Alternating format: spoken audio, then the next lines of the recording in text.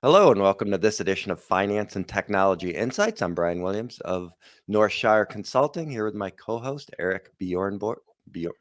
Jeez, Close enough. Been a little while since Only we been did a the year. intro. Since I did the intro, so I'm understanding that this is episode 24, huh? How about The big 2-4, yeah. So what that means is, since we brush up on an hour, you could have a full day marathon of just us if you so choose.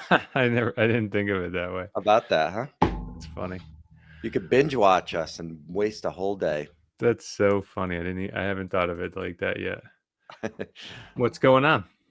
Oh, a little bit everything, not much anything. But so we're coming back here Tuesday. We got July 5th coming back after a holiday weekend. So I'm pumped that you wanted to do this on Tuesday and not wait till Wednesday. I wasn't sure. I know the first day back after a long weekend is always a little hit or miss. So so that's good. Must mean you got a lot to talk about. I'm always happy to get back to normal. I'm not a Grinch. I like holidays. I like my weekends, but after the holiday, Thanksgiving, I'm like this. After Christmas, I'm like this, and New Year's, I'm always happy to get back on a schedule. So, are you? Well, Thanksgiving's always a weird one because you got that. It's almost like the 4-day weekend, right? So we don't usually get a lot of those. So Yeah. Are you back in? Are you stateside or are you still down in Florida? Yeah, back in Connecticut, back at the home base. So we drove back. We were fully back here on Thursday about 2:00. So we did the lion's share of the drive on Wednesday, and then You've been back a while. Thursday. What? You've been back a while. Yeah. I don't know why I thought you were gonna. Okay, so you did Thursday to Thursday, 2 weeks then. Pretty much, yeah. Friday to Thursday, yeah. Some drive time in there, but yeah, we're trying to avoid the holiday weekend. So we figured if we made it back Thursday at noon, we'd be good to go. So that worked out pretty well. Oh, good. So you're not sometimes coming traveling on the day before you get heading back to the office, like it feels chaotic because Any kind of vacation at a minimum, I like to get back on a Saturday, just so you have that full day to unwind. So we came back on Thursday and we had planned to drive for about 5 hours, but the best part about he says ironically of driving Florida to Connecticut is the worst part is like literally the last stretch. It's like we had almost no traffic, and then we ended up going like 684 through Danbury. We get traffic, and through Waterbury we have traffic, and it's like, come on, you drive all this ways, and the worst part is the home stretch. But yeah, it worked out pretty well. My son was a little bit sick the last day, which is understandable. I mean, 4 years old and a lot of car time, so it took him a day or two to sort of get back in the mix, which was fine. So we pretty much just sat around and watched movies and stuff the first day and a half home, and then we were back at it for the weekend. Nice. So what'd you do this for the holiday weekend?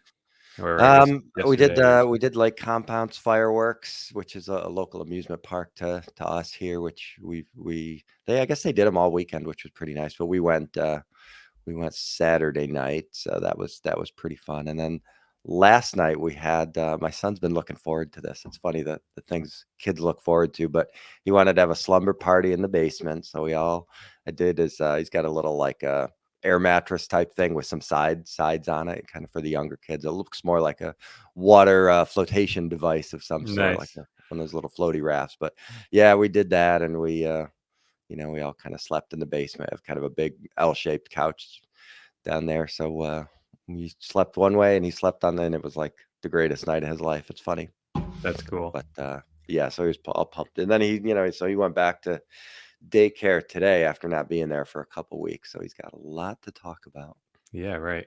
I always forget about Lake Compounce. I know you mentioned it a few weeks ago, and I'm yet again reminded that I should take the girls down there to check that out. Was it busy?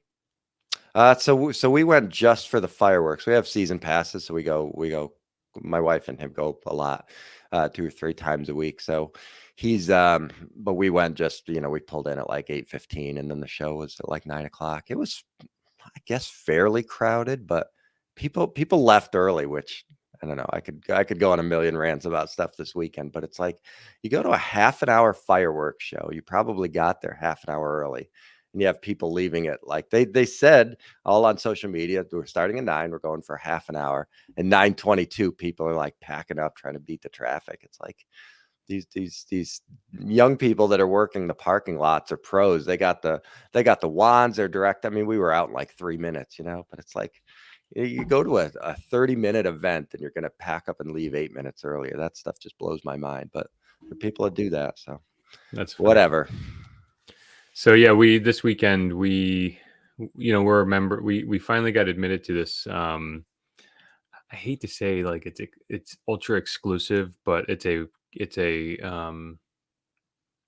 outdoor camp, nature camp, I guess, nature park that took us 5 years to get admitted. And I just heard this weekend that it could be up to 7 years now.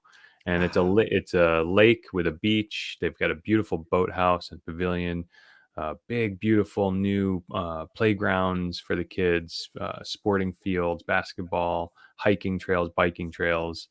It's a really cool place. So we've been spending a lot of time there. So we took the girls there this weekend for some time. And then I think was it Saturday or Sunday, we went to my friend's house, and he went crazy on fireworks. He went up to New Hampshire, got all of the stuff that you can't get in Connecticut. And he took an 8-foot sheet of plywood, I guess, and he glued down a whole array of these mortar systems. And then there were like all these wires hanging off of it. And I said, what is that? And he's like, oh, that's the smart electronic igniters that are app controlled. So he built this whole fireworks display show, and unfortunately I was family enemy number one, because we left just as he was preparing to start the show. But my girls, they start the wind down process around 8:00. Mm-hmm. And if we're in bed by 8:30, or if they're in bed by 8:30, 8:45, sometimes on nights and holidays and special occasions, they could stay up till 9.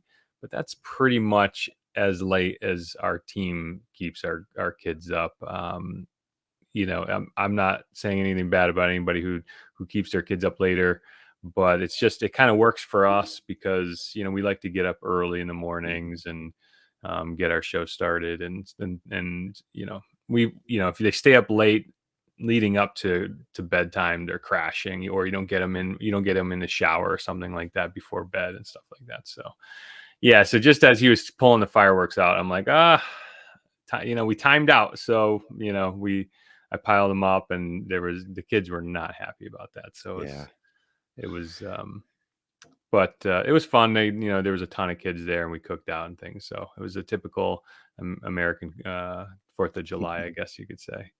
Yeah, that's good. I mean, our same sort of thing here. I mean, we're usually putting Luke in the bath around 7:30, and usually in bed by 8. So to stretch it to 9:30 for fireworks show, but he was a champ. He did it last year at 3. So and it's his routine has been a little bit off anyway. But I imagine one child is easier than 2 also, because like literally trying to get everybody to pull the rope in the same direction is, in a 4-person household, is a daily struggle.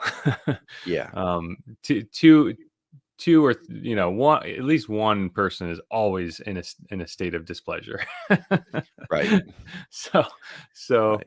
And it's usually more than one. So it's and it's a challenge, but I kind of create these operating parameters. Like if we can just operate, if everybody knows that this is where we have to operate, and understand that, then everybody can be happy. But it's like when my 9-year-old has a bunny, for example, and she's getting ready to go to camp and stuff, and I'm just waiting, and I just don't see her making a move to go outside with fresh water and food and that sort of thing. And then I'm like, you got to take care of the bunny. And then I get this look, and then I have to tell her, like, it's not me telling you what to do. It's really the universe telling you what it needs, and 9-year-old doesn't want to hear it. No, definitely not. Definitely not. So anyways, that's enough about us. What's going on with Northshire?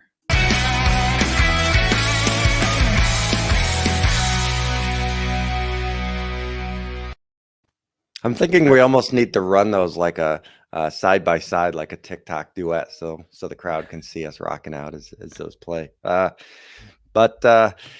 yeah, I mean, business wise, it was good to sort of be set up and mobily while I was gone. I mean, I don't unless I told clients, I don't think anybody really noticed the difference. So we're pretty on it as far as returning emails. You sort of switch to that mode of nothing super proactive, but you're just reactive, right? So vacation mode is, you're trying to respond to phone calls and emails and those sort of things.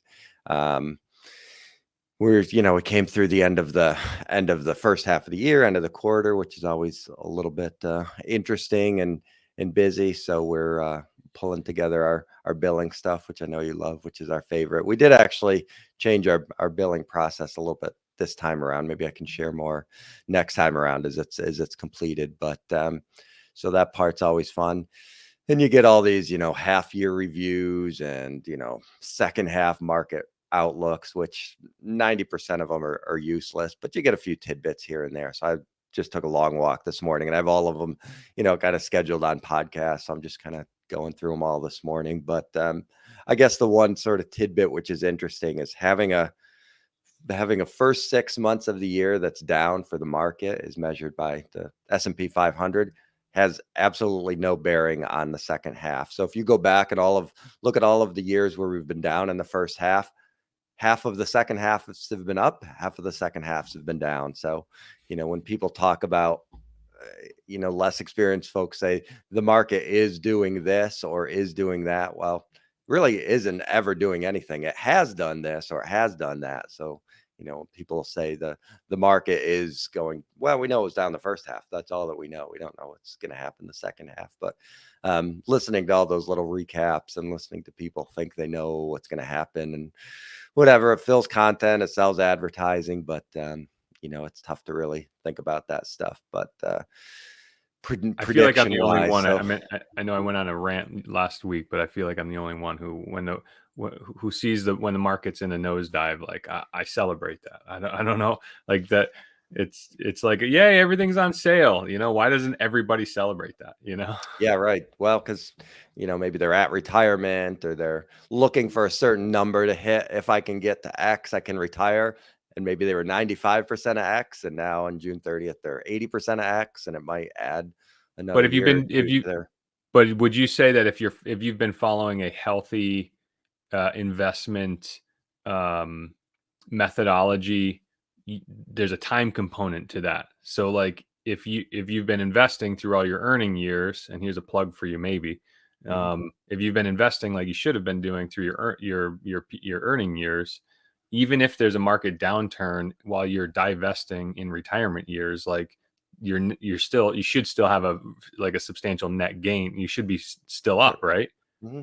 Yeah, absolutely. I mean, when you look at somebody posted in my group about, it was a dramatic headline about, $3 trillion wiped out of retirement savings in the first half of this year. But it's just, it's just a big number. I mean, but it would really it have doesn't been mean a whole lot.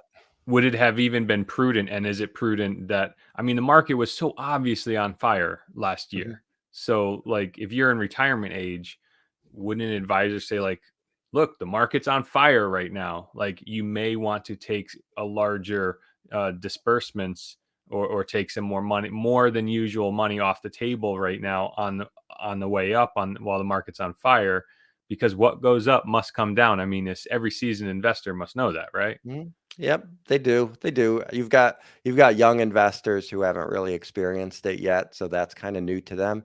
And even really some of the older investors. I mean, if you're 65 now, your last real market downturn was in your early 50s. So your balance is probably 2 or 3 times what it was then. So it didn't feel that significant. So like I said, it's a lot around round numbers. You have a lot of people say, if I get to 2 million, I'll retire. I'm going to walk in and, flip my boss the bird and I'm out, and if they got to 1.9 in December and now they're at 1.7, they're like, oh, I got to work another couple of years. Plus So an people, 8% inflation. yeah, right.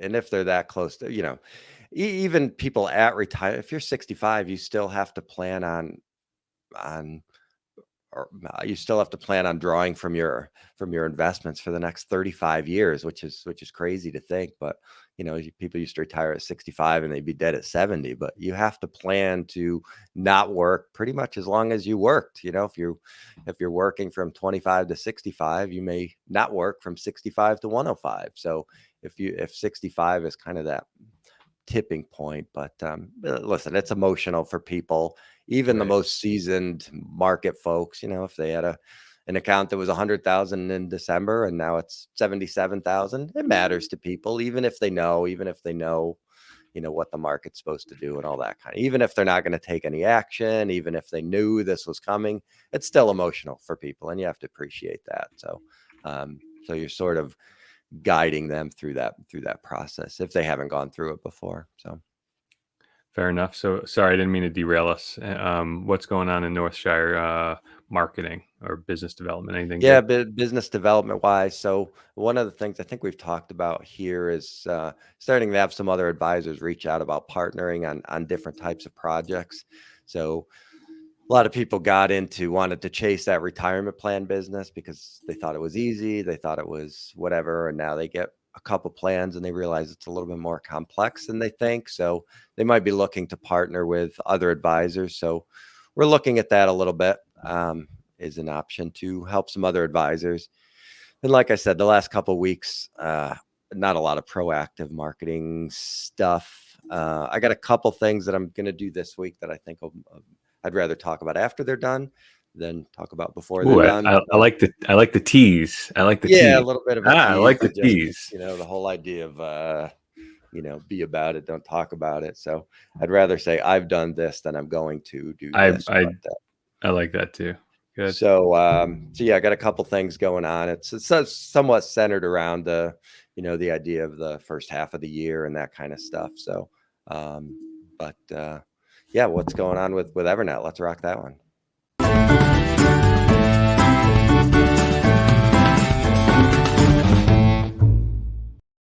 Yeah. So what's going on with me? So I don't know if I want to keep rehashing the big stuff that I've been working on, my HR platform and things like that. That's kind of I don't want to say it's winding down, but it's winding to completion. So I'm satisfied with kind of this HR initiative that I was building over the past few months. So I'm really happy with that.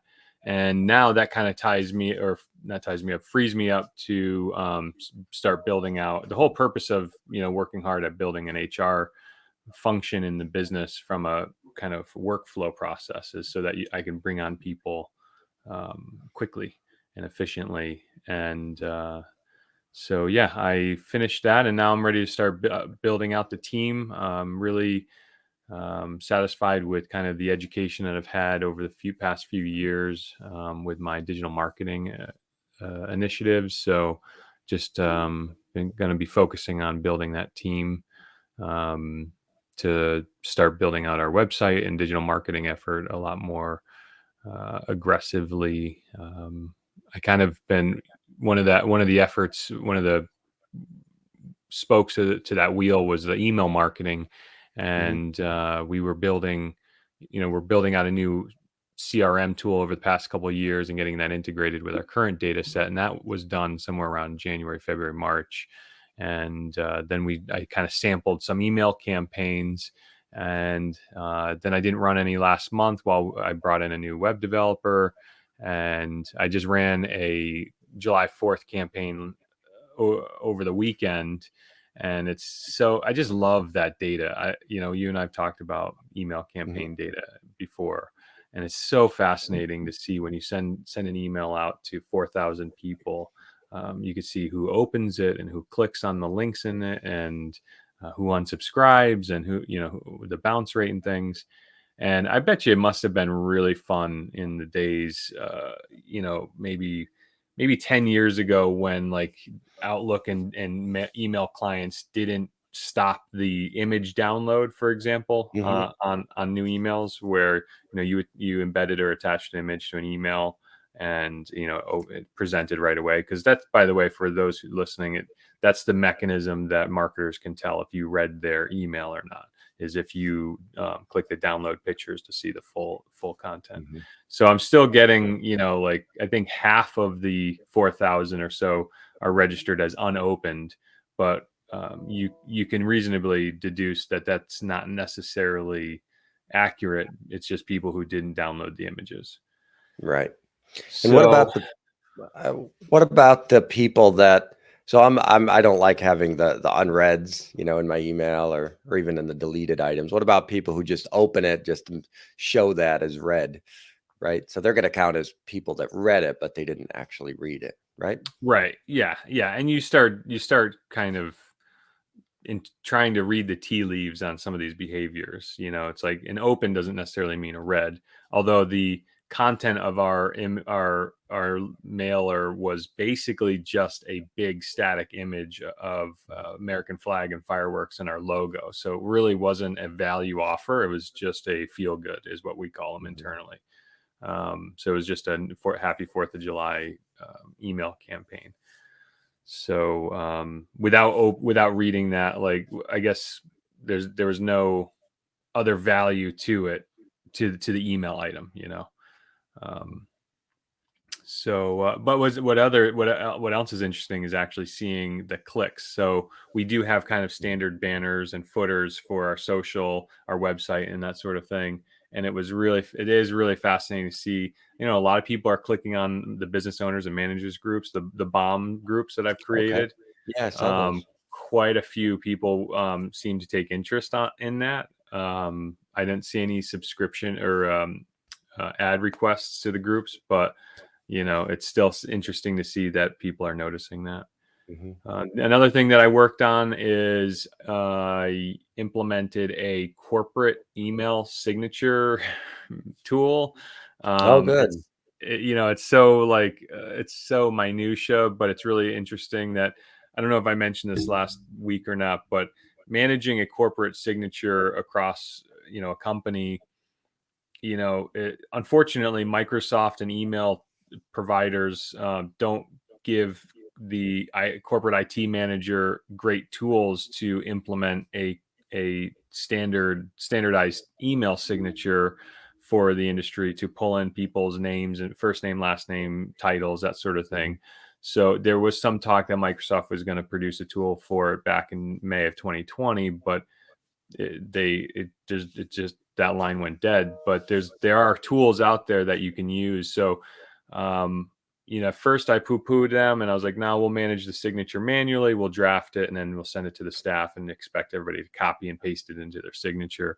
And that's just not a great way to affirmatively take control of an outcome that you want. Easily, when you have 20 people managing something like that manually, first, you can't centrally just kind of make an edit and then move on. It becomes kind of an act of Congress to make it some sort of edit. So anyways, using a tool to centrally manage a signature is really powerful, because you can take control of the branding across the whole company. And, our little company of, 10 or so people now, we're sending 12,500, not even counting marketing emails, just standard service and business related emails. 12,500 emails go out of our organization a month. Wow. I thought that was that was crazy. So the other thing that I did was I implemented an ad banner in our email signature, because with that many communication or touch points to our clients and prospective clients and our business contacts and things, why not use that to get some messaging out, whatever the messaging is. So we started with a $100 Amazon gift card or store of your choosing client referral program. So we just put a little banner in everybody's signature and said, yeah, we'll send you a $100 gift card for every new client that you refer to us. And, why not? And when that changes, we'll start, cross-selling things that we do internally, and maybe even use it as some sort of, bullhorn to if there's any sort of emergency or whatever. So Mm-hmm. I'm looking at a tool that will actually allow me to host a pool of ads, and then I was just going to ask that. Yeah, if you could put 5 or 6 in and rotate them. yeah, so the email is HTML. So when you look at an email, it is effectively a web page. So the images are hosted on our web server, and I am looking at some technologies that will we want to create a pool of ads that we just put in a folder and then have them kind of rotated at some interval. So we're looking at that, and that's all part of kind of building out my marketing team. We have 3 resources right now in the marketing team. I think I want to bring on tell me if you think this is crazy. I want to bring on a researcher, somebody who is like kind of a bespoke intellectual, not that we're not all intellectuals, but somebody who's like they come to the table with like the firm understanding that their job is to be given a theme, topic, or concept, and then research it and then produce an intellectual output. And because right now all of our resources are kind of copywriters, but none of them really you can tell like they do the copywriting because somebody has to produce the words, but nobody seems to really love it. Mm-hmm. Yeah, that's interesting. So the researcher component, do you think you'd have enough to pull 40 hours in on that person or not? I'm looking, between Fiverr and the way the work from home life is, I feel like there's a deep library, a deep pool of resources out there that would work ad hoc or part-time. Yeah, I like the concept. I like even the idea of just, you see an idea or you see a concept just scrolling through LinkedIn or an email and you say, "Hey, look into this. How does this work? Or what are the results? Who's doing something similar?" I think that's a good idea. Yeah, I mean, the thing that I'm thinking is like, here's a product. Give me 1,000 words selling this product to this audience. Hmm.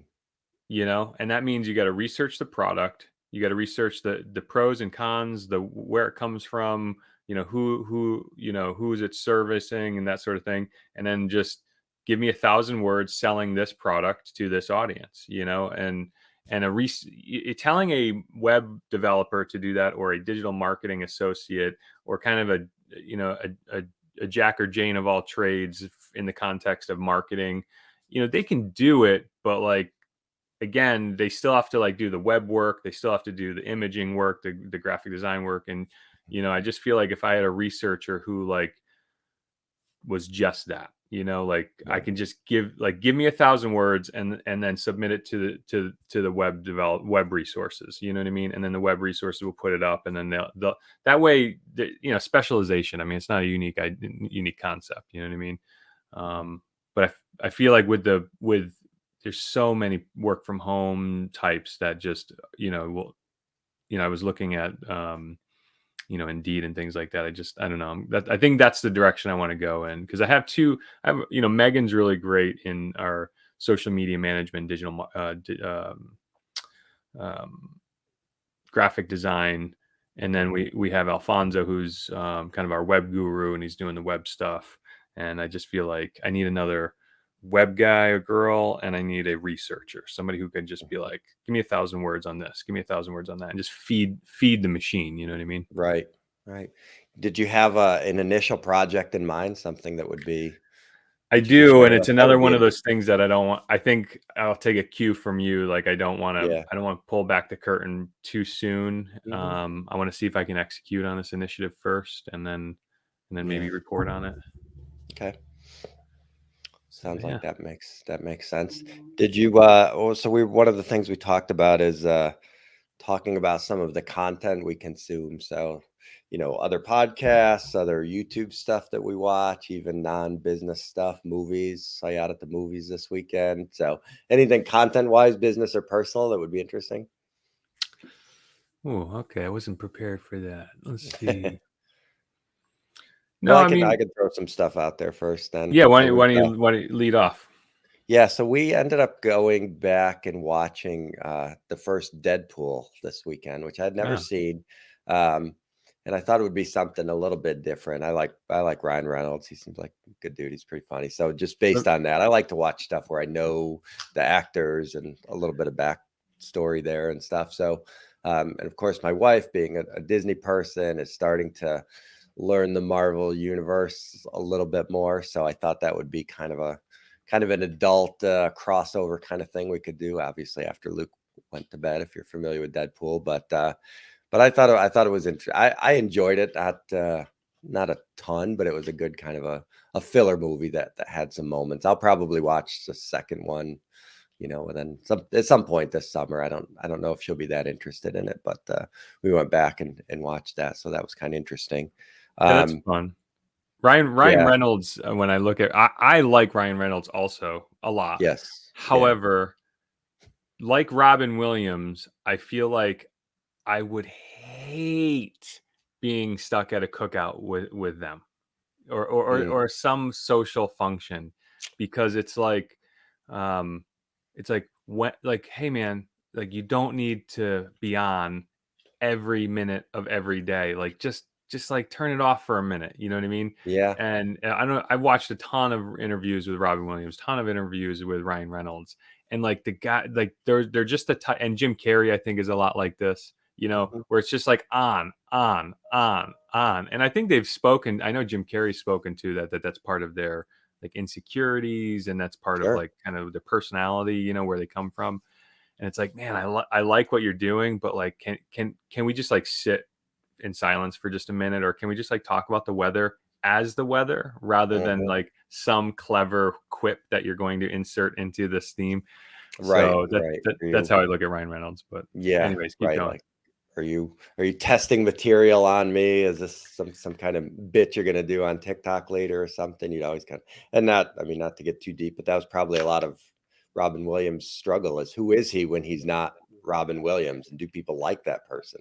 Does he Right. even like that person? But that's probably a subject matter for a different podcast, or Right. a Right. couple of different people other than us. But um, so that was kind of interesting. But yeah, trying to go through and clean up So my new. my Go ahead. you know just well, I spent a lot of time on my podcast list, and what I listen to and when I listen to them, and um learned a little bit about how I consume content, or how I would be, um or maybe to some ways for me to structure content a little bit better in the future. So I think I mentioned this too. My wife is doing a bit of a challenge, kind of one of those personal things, where she's trying to do a piece of content every day for July. So she's mostly been YouTube, but then she's been slicing that up and doing TikToks and Instagram, some stuff that we did that was recorded while we were down there, some stuff that she's took some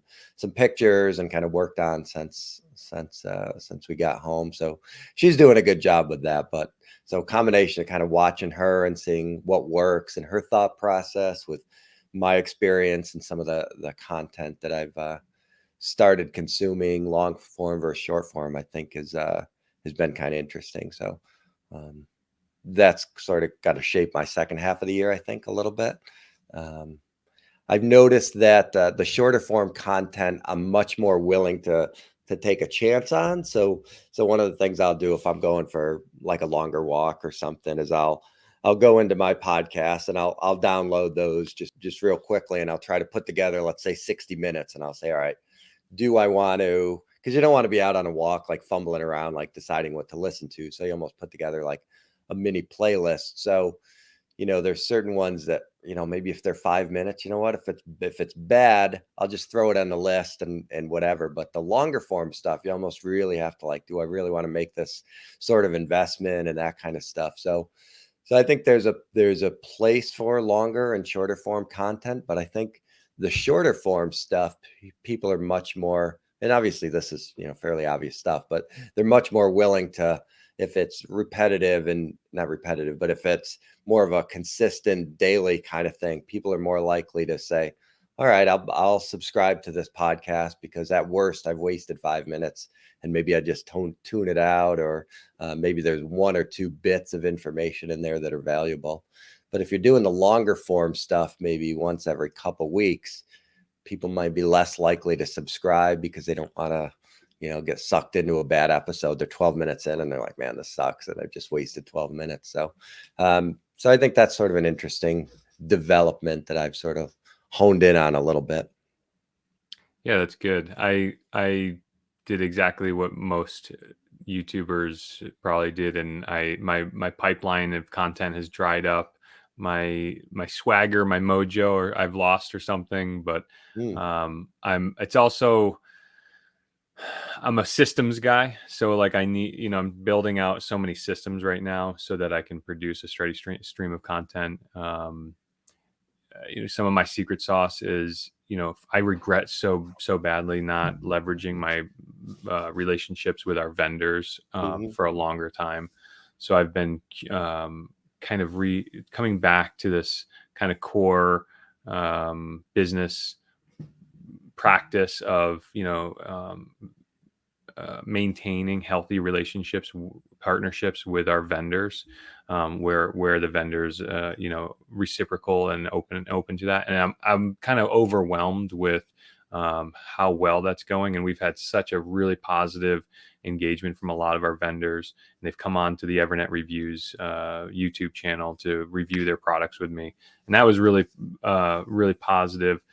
But I didn't, part of the mechanism to kind of run that machine is to build a library of contacts that are designated vendors. And then I want to produce an monthly email campaign saying, like, here's our latest episode, here's a sizzle reel or something. And here's the website, evernet.tv, to sign up. I'm waiting. I need to do some more work on that website and kind of that mechanism. And so, like, I didn't put an email out last month, and I'm going to have to put one out now because our schedule is starting to dry up a little bit. So I need to get people back on the show and lined up and getting some more recordings. So that's kind of that piece of my content, even down to, like, I have been starting to promote this channel a little bit, but I'm not really liking kind of the execution of it. Like I really want to get a website booted up for this. I want to, kind of get all these supporting assets together. So I'm kind of getting this. I'm just like a chronic failure to launch, only not because I don't want to launch. It's because I know kind of like what all the pieces and assets, I know what the full picture looks like. Right. And when I, I'm just one man, I'm just one man. Yeah. So. And I'm laughing because I'm the exact same way. It's like, how many times have I done 80% of a project and said, all right, which would have been better than probably most of the content that's out there, and said, it's not perfect, let me get back to it, and then gone on to something else. And yeah, same sort of thing. So I'm trying to work on some of that stuff as well. But yeah, I do like the content. One thing you're doing a good job of is you post multiple, like when you're doing those interviews, I see it in different places, and then I'll see it again, which is good. I'm not great with that. I always am under the assumption of, like, all right, I put this out there, now it's on to the next thing. But Oh, you got to churn it. I've got a lot of good content. You're assuming that if people are going to, like, somehow get ticked off if they see it twice, which obviously makes no sense, or that because you posted a link to this YouTube video Monday morning, that if you post it Thursday afternoon, that like the exact same audience, and that's not true. But so that same mindset of reusing the content and getting it out to different audiences. Well, when we publish, we use a social media manager, that. And then we, at the time of publishing, we conceptualize, like, how many times do we want to kind of present this? And so when we publish it once, we're scheduling it, publish it today, again in 2 days, maybe 3 times, or whatever kind of the methodology is. And then we're looking out, I think 30 days we'll do that. And so when you kind of look at it as 30 days, like, is it appropriate to post about Zola Suites EVERNET reviews, today, Friday, next Wednesday, the Thursday after that? All of a sudden doesn't look that inappropriate. Right, and then you're worried like if the post is exactly the same, LinkedIn or Twitter, they're not even gonna show it to anybody, because it's like, all right, we've already seen this post. So you have to post, maybe the link is the same, but the verbiage around the post is maybe a little bit different. So again, that hurts your scalability a little bit, but might improve the visibility. So it's that Yeah. sort of trade-off too. So Yeah. good stuff.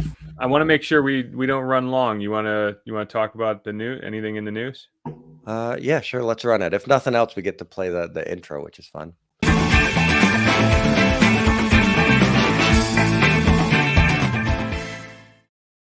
So before we go into the news, let's just do a self-show promo. If you haven't already liked and subscribed, do so now, and follow us on Facebook. We do have a Facebook page. Let me just bring that up real quick here. Is this me? Nope, that's you. That's me. So here's our Facebook page, Finance and Technology Insights. And here is our YouTube channel, which, man, I can't wait till we get 1,000 subscribers so we can get a custom URL. I know. We'll get I there. suppose I could register a redirect, which would redirect to the channel. That might be clever, but Well, yeah, and there's that you can put the URL in that will ask people to subscribe when they go to it. So if you go in the URL and it's a question mark equal subscribe or something like that, when people click that link and they go to this, it'll say, "Do you want to subscribe?" So they have to take an action. They have to either say yes or no, rather than clicking the subscribe button. Very nice. So working back. So just so everybody knows, Brian and I. Hey, did we get the podcast up last week by chance? Yep, pretty sure that's up. Okay. So for the viewers out there, Brian and I post to our Facebook group just throughout the week any news and articles that we find interesting. And then we come here on our news section and kind of work our way backwards, or if anything's real hot, we'll get right to it. You want to start going backwards, or you have anything you want to jump right into? No. Yeah, we did episode 23 last week. That podcast is out on the 28th. So Florida road trip, bamboo, and crypto we talked about. Nice. I almost don't remember any of that episode. I'm gonna have to go back and listen to it again. So I posted. How do I begin? I just posted I posted an article from Engadget that Tesla EVs can now scan the road for potholes and adjust the suspension height. Mm-hmm. So this is one of those, like, I'm watching this the technology and the transportation sector kind of in this transition to electrification and autonomy. And, Tesla has this full self-driving beta that they've put out there to a small subset of people that will, the car can drive on city streets, recognize stop signs, stop lights, yield signs, and try to drive autonomously. For a long time, the car would not identify a pothole and try to just drift around it, like a normal driver. This feature here, this article, Tesla EVs can now scan the road for potholes and adjust the suspension height. I think it's pretty specific, and it doesn't say can now scan the road for potholes and dodge them. Instead, it sounds like it sees the pothole and then takes it on the chin. So I didn't, not that it was a unique prediction to say, eventually these smart cars can map the quality of the road and then create a better drive. Yeah, I think this is awesome. The other thing too is my comment when I posted this is look what I put here. How about giving municipalities a dashboard provided by Tesla that can monitor the health of the roads, because I don't know, maybe but the road data that towns collect on the quality of the roads is a pretty manual one. Mm-hmm. And I know some towns, there used to be this app called See Click Fix. I wonder if it's still out, but it's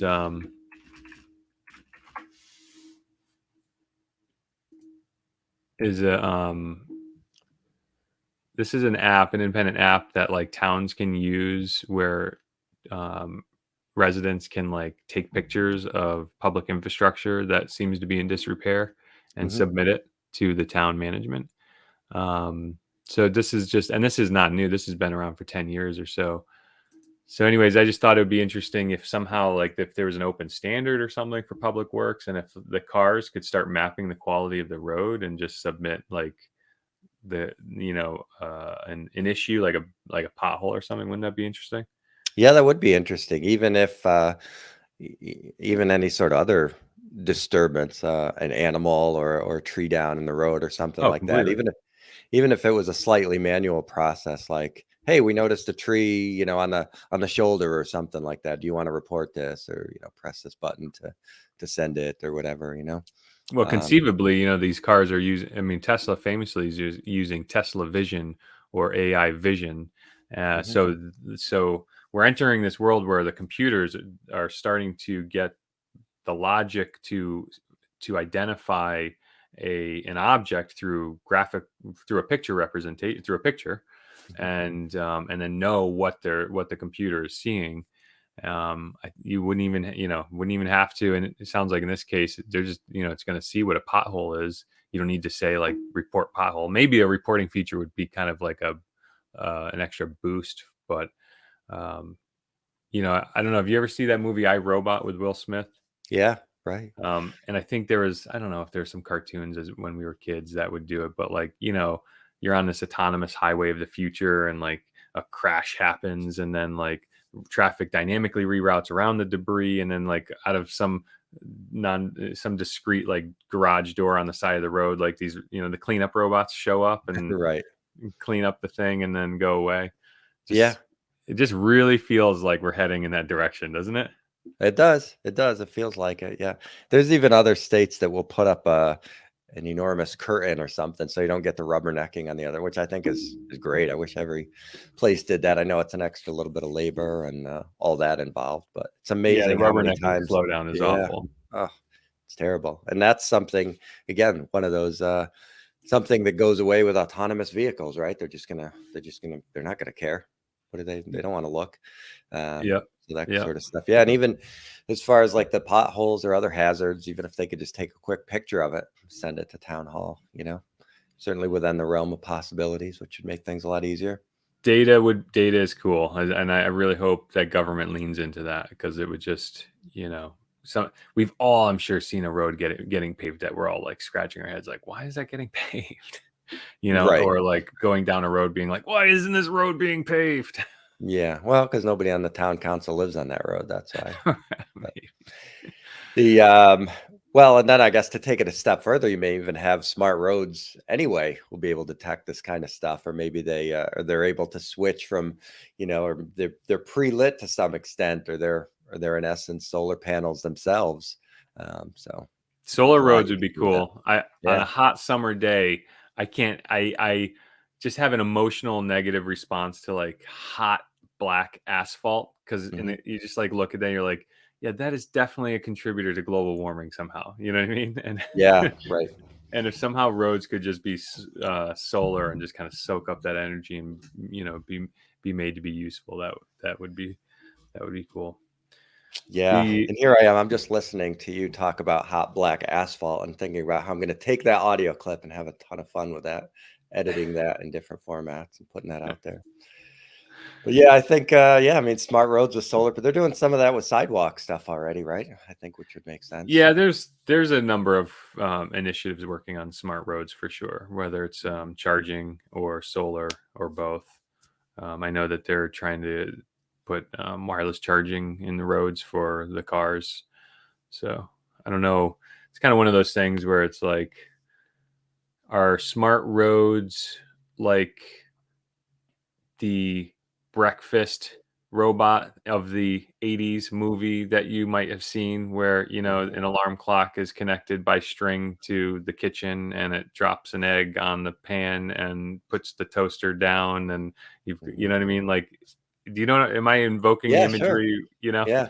Is a smart road like that, where you're like, boy, it would be nice if there were solar panels and illumination and self-repairing and wireless charging, but like, is that ultimately maybe just like too much to ask, Well, it's good. You're gonna have to definitely change the roads a little bit as smart cars start to take over. But so think about something like as odd as this. You think about a normal road and the normal wear and tear that goes into a road. People are not going to drive in the exact same spot down the exact same road every time. Some people can be a little closer to the shoulder. Some might be a little closer to the center. But if everybody is running the vehicles with the same AI built into it, and you use the same roads you have now, you're gonna end up with ruts a lot more quickly than you would now, because everybody will be 18 inches from the curb, or Right. 36 inches from the center line, because it's going to be programmed that way. So so that's one area where you're going to have to think about that as you're building roads, the potential for people driving in those same sort of ruts. Right. Yeah, sort of oddball stuff. Let me ask you. Let me switch gears here, because I do have an article here about SpaceX's Starlink, which I have a personal addition to that. But tell me, do you ever get tired of this headline?